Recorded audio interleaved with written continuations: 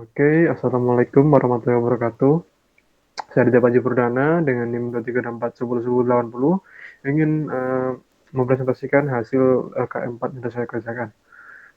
Untuk nomor 1 di sini kita itu disuruh mengulangi tahapan klasifikasi menggunakan data set point dengan disuruh menghitung akurasinya berdasarkan confusion metric dan juga classification report dengan presentasi testingnya itu 20%, 30%, dan juga 40%. Nah, untuk codingannya ada di sini. Nah, ini pertama-tama mungkin saya cek dulu dataset WEN itu dataset yang berisi apa aja sih. Rupanya dataset WEN itu berisi 178 baris, berisi tentang jenis-jenis dan juga kandungan-kandungan yang ada di dalam sebuah wine.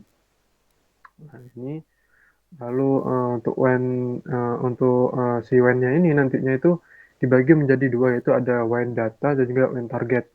Di mana wine data itu nanti eh, ada fitur apa ada kolom alkohol, kolom malic acid, kolom es, kolom magnesium dan juga seterusnya, di mana nama targetnya itu nanti di dikelompokkan di dalam kelas 0, kelas 1 dan juga kelas 2.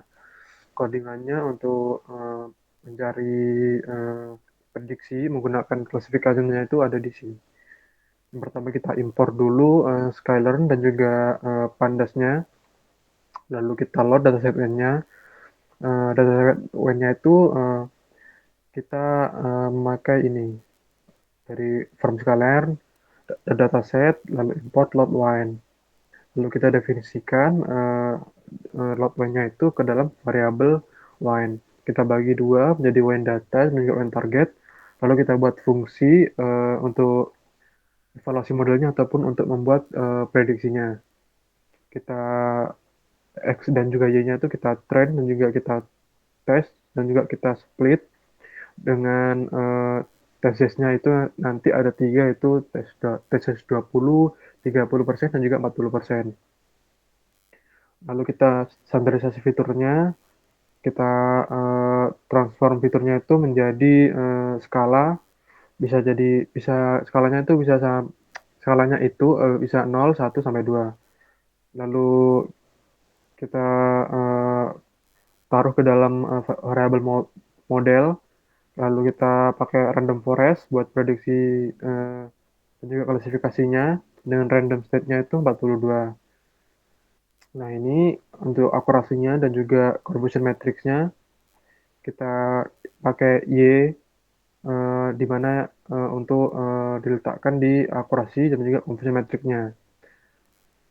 Lalu kita gabungkan ini di variabel report, di mana klasifikasinya itu nanti pakai y-test juga y-prediction dengan target name-nya itu when target names. Nah, untuk ngeprint output-nya itu kita ada di sini dengan uh, tesisnya itu nanti berapa, terus lalu conversion metric-nya, classification. Nah, ini yang terakhir itu kita pakai looping for buat ngelooping si uh, akurasi apa tesisnya, karena ada 20%, 30%, juga 40%. Nanti kita pakai for ketika ini nanti ngelooping satu satu persatu, dimulai jadi 0,2, nanti manggil si fungsi evaluate model. Lalu setelah 0,2 itu habis sampai sini, lalu kembali lagi 0,3, manggil fungsi lagi, balik ke atas. 0,4 manggil fungsi, balik ke atas. Nah, ini untuk outputnya. Di mana untuk outputnya sendiri itu pada tesis 20% itu akurasinya itu 100%, di mana tidak ada data yang salah di prediksinya, di mana 100% ini tuh mencakup 20% dari jumlah data aslinya atau 36 baris. Lalu untuk tesis 30% juga 100% dengan cakupan datanya itu 54 atau 30% dari data aslinya. Lalu untuk 40% di sini ada satu kesalahan, di mana kesalahannya itu uh, terjadi di satu dari 72 data. Lalu untuk nomor 2, Nomor dua di sini kita tuh disuruh mengulangi tahapan klasifikasi, tapi untuk datasetnya itu kita memakai dataset stars. Lalu kita itu disuruh menghitung sama seperti yang nomor satu tadi, tesnya juga sama 20, 30, dan juga 40%. Ini untuk kodenya kita awal-awal sama, kita import scalarnya dulu. Bedanya di sini kita itu datasetnya itu kita pakai dataset dataset sendiri ataupun dataset bukan dari Skylar, tapi kita pakai disediakan sendiri. Kita untuk tambahannya itu kita tuh disuruh kita tuh mengimpor uh, uh, mengimpor mengmount mengmount data drive mengmount drive supaya bisa mengambil dataset starsnya dari drive kita. Selebihnya sama, uh, cuma beda di sini yaitu nambah variabel file path buat nyimpen si datasetnya, lalu kita jabarin ke PD CSV, lalu kita masukkan ke stardf nanti itu dibagi lagi, kita tuh drop dulu kolom umname dan juga star kategori, lalu kita encode target labelnya supaya lebih memudahkan, semisal apa kolom apa di star itu eh, misalkan ada kolom apa ya bintang apa gitu, nah itu nanti diubah ke encoder, di encode ke angka, misalkan star Leo bisa jadi 0 atau Libra jadi 1. Saya lupa nama nama-nama apa starnya, tapi bukan bukan star Leo gitu, cuma contoh aja. Lalu kita buat sama ini, kita buat fungsinya, pakai def evaluate star model dengan acuannya itu thesis. Nah, di dalam fungsinya itu ada split data, di mana kita itu bagi dulu datanya, kita sesuai apa kita inisiasi thesisnya berapa, lalu random state-nya itu 42.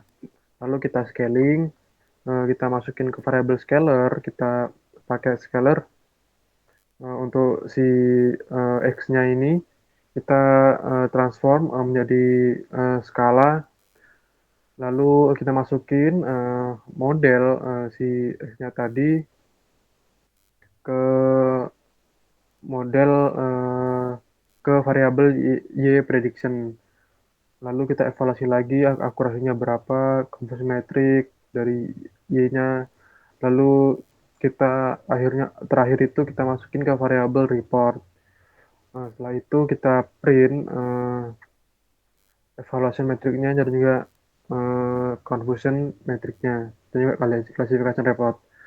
Nah, ini untuk outputnya, dimana dengan thesis 20% itu akurasinya 100% dengan 48 benar dari 48 data. Lalu thesis 30 masih 100% juga, di mana datanya sekarang itu ada 72. Nah, untuk thesis 40% itu ada satu satu prediksi yang tidak benar, um, di mana satu yang salah ini dari 96 data. Untuk nomor 3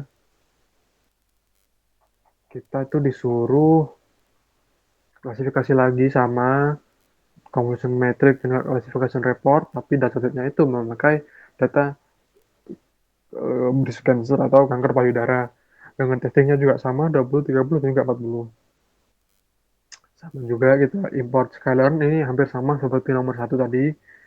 Kita kita import scalarnya dulu, lalu load data breast cancernya, sama kita transplit, juga kita scalar, juga kita uh, kita pakai random forest juga. Lalu di sini sama kita ngeload data cancernya, masukin ke variable cancer. X cancernya itu kita pakai fitur names. Lalu Y cancernya itu kita pakai cancer target.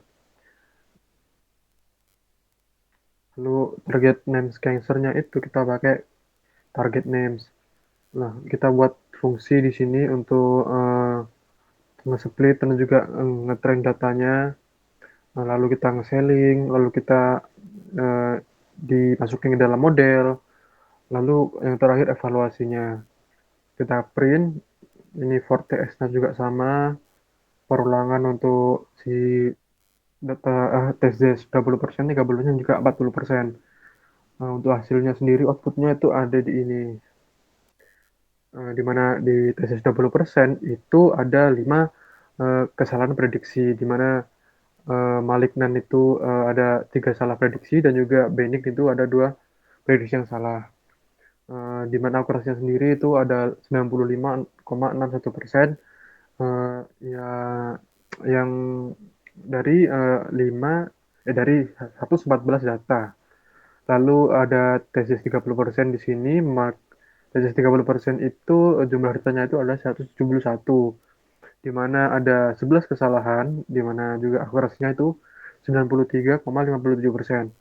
Lalu lanjut ke tesis 40%, itu ada 14 kesalahan dari kesalahan prediksi dari 228 data. Akurasinya itu 93,86%. Untuk hasil dan analisis datanya sendiri, di mana tahapan klasifikasi yang sudah saya lakukan pada 3 dataset itu ada wine, ada stars, dan juga ada breast cancer. Itu semuanya itu menunjukkan hasil yang juga sangat baik, yaitu di atas 90% semua. Eh, saya itu menggunakan algoritma random forest pada dataset wine dan juga pada dataset lain, di mana tesisnya itu kita memakai W 30 dan juga 40%. Untuk wine sendiri itu pada tesis 20% dan juga 30% itu berhasil berhasil memperoleh akurasi 100% dan juga 98,61% untuk tesis 40%. Lalu untuk star itu juga pada tiga klasifikasi tesisnya itu, yaitu akurasinya itu hampir semuanya itu di atas 95%. Lalu untuk yang breast cancer, semakin tesisnya itu semakin besar, atau ya datasnya semakin besar, rupanya akurasinya itu semakin menurun dari 20, 30 ke 40, akurasinya itu menjadi menurun. Nah, di mana kesimpulannya yang dapat saya ambil itu dari klasifikasi ketiga data tersebut dapat disimpulkan bahwa random forest sangat efektif dalam menyelesaikan klasifikasi akurasi tinggi dan juga kesalahan minimal, di mana modelnya itu stabil meskipun ukuran datanya meningkat. Walaupun akurasinya menurun, tapi itu masih tidak mempengaruhi hasil, di mana hasilnya juga masih di atas 50%, di mana itu bisa dibilang cukup baik. Dan juga fitur-fitur pada masing dataset itu terbukti cukup representatif untuk membedakan kelas. Oleh karena itu, random forest ini layak dipertimbangkan sebagai algoritma utama dalam berbagai klasifikasi dalam dunia nyata. Mungkin sekian dari saya. Saya Adit, mohon undur diri. Sekian, terima kasih. Wassalamualaikum warahmatullahi wabarakatuh.